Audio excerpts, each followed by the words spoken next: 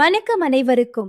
நான் உங்கள் செட்டிநாடு ஆச்சி. பாரம்பரியமான எங்கள் வீட்டின் முன்பாக இருந்து உங்களை வரவேற்கிறேன். இன்று மணக்கும் மட்டன் பிரியாணி சமைப்போம். இதோ தேவையான பொருட்கள்: அரை கிலோ மட்டன், சீரக சம்பா அரிசி, வெங்காயம், தக்காளி, இஞ்சி, பூண்டு மற்றும் நறுமண மசாலாக்கள்.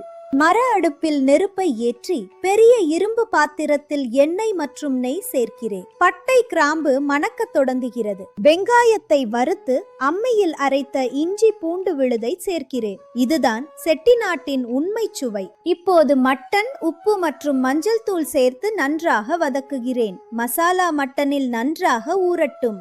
மசாலா வாசனை தூக்கலாக வருகிறது. தேவையான அளவு தண்ணீர் மற்றும் நறுமண பொடிகளை சேர்க்கிறேன்.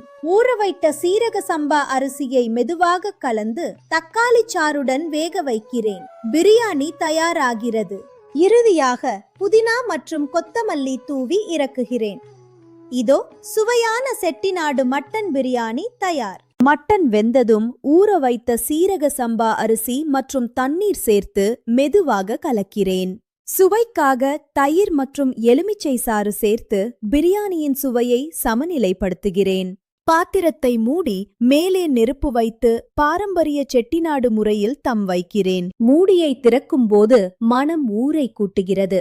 அரிசியும் மட்டனும் அழகாக வெந்திருக்கிறது. பிரியாணியை மெதுவாக கிளறும் போது மசாலா மனம் மற்றும் நிறம் அற்புதமாக தெரிகிறது. மனம் அதிகரிக்க கொத்தமல்லி மற்றும் நெய் தூவி பிரியாணியை அலங்கரிக்கிறேன். அடுப்பை அணைக்கிறேன். மணக்க மணக்க செட்டிநாடு பிரியாணி இப்போது முழுமையாக தயார். பெரிய தட்டில் ராய்த்தா மற்றும் சாலட்டுடன் பிரியாணியை பரிமாறுகிறேன். இது உண்மையான வீட்டுச் சுவை. குடும்பத்தினர் மகிழ்ச்சியுடன் சாப்பிட ஆரம்பித்து விட்டனர். அவர்கள் முகத்தில் திருப்தி தெரிகிறது. சமையலை பார்த்ததற்கு நன்றி.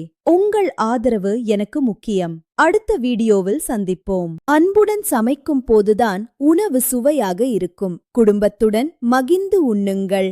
வீடியோ பிடித்திருந்தால் லைக், ஷேர் மற்றும் சப்ஸ்கிரைப் செய்யுங்கள். பெல் ஐகானை அழுத்த மறக்காதீர்கள்.